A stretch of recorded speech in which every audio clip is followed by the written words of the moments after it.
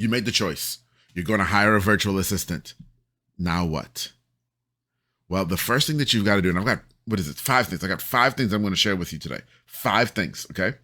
The first thing that you've got to do is, and you've heard me say this already, if you listen to any of my other videos, you've got to hire for fit. You have to figure out who you're looking for. You have to figure out who, and when I say who you're looking for, I'm talking about personality-wise. Who is this person? What are they about? Because they have to complement you. It has to be somebody that you're going to want to work with. It's going to have to be somebody that you even want to get to know. If you're just hiring someone to do tasks and their personality annoys you, it's only a matter of time before you get frustrated with them in the virtual environment. So hiring for fit is number 1. And the way you hire for fit is figuring out who you are and who you like to work with best. What are those personality traits? What are those character traits that you like to work with best? So that's the first thing.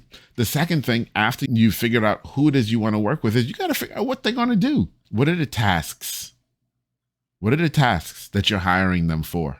You have to be really, really clear. I see a lot of people saying, hey, I just want a general virtual assistant who can do. And then either they don't list what people can do, what they are looking for, or they list so much stuff.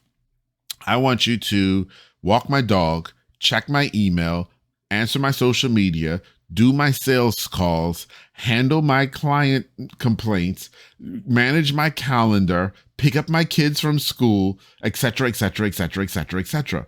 And it's just like, there's no way one person could ever do all of that. Especially in a virtual environment, they can't walk your dog or pick up your kids. And so we have to be really, really clear about what are the tasks that we're looking for this person to do, and does it make sense? Does it make sense? Just because you need to get it off your plate doesn't mean you should give it to one person. Maybe you need multiple virtual assistants. Okay. Maybe it is that you need, like, for example, if you're hiring someone because you need accounting help, bookkeeping help, guess what? That person who's a bookkeeper and an accountant is probably pretty poor at social media. It takes 2 different types of personalities to do those 2 different jobs. And so you can't hire one person to do both. So you have to be clear about the tasks that you're hiring for. The next thing, number 3, is consider how you will communicate with them. What's your communication channels? Are you going to use email only? Are you going to use text messaging? Are you going to use WhatsApp? Are you going to use Zoom, Google Meet? Are you a Slack person? What is it? How are you going to communicate with them? You have to be really clear with that up front. Understand what your expectations and what your desires are up front for communication. Okay. That's not just communication in terms of the physical communication, but even in document storage. Are you going to use Google Drive? Are you a Dropbox person? Do you use the Microsoft suite? How do you communicate? You've got to be clear. Okay. Number 4. Number 4. I'm looking at my numbers on here and I can't count, guys. Number 4. How will you compensate them?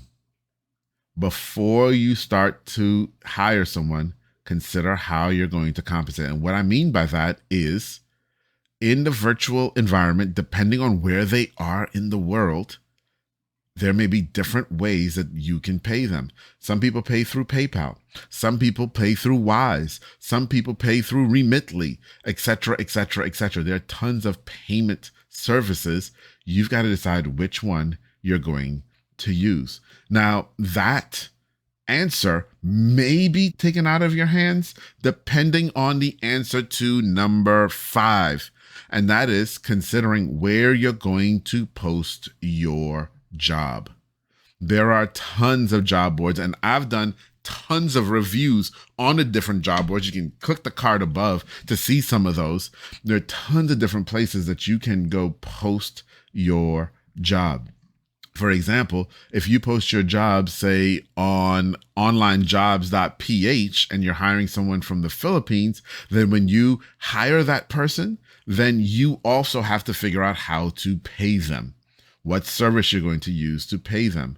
Versus if you use a service like Upwork, well, when you hire someone through Upwork, Upwork actually forces us as employers to pay through the Upwork platform to protect the employees. So then you don't have to figure out how you compensate them because the platform handles that for you. Now, there are pros and cons on both sides.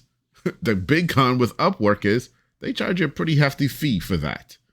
Okay, they do. Versus online jobs, you've got to manage it all yourself. So pros and cons on both sides. So those are the things to consider. Those are the 5 things to consider before you actually post the job on a job board to hire someone. Let me run through those again. Number 1, consider the type of person you've got to hire for fit.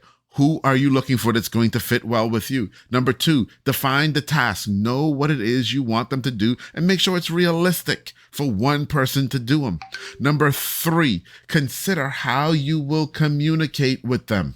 Consider how you're going to communicate, what platforms you're going to be using to communicate. Then number 4, consider how you will compensate them. Do you need your own way to compensate them? Or based on number 5, where are you going to post your job post? Does the job board have a way for you to compensate the employees, or do you need to figure that out on your own? So those are the 5 things to consider before you actually post a job on a job board.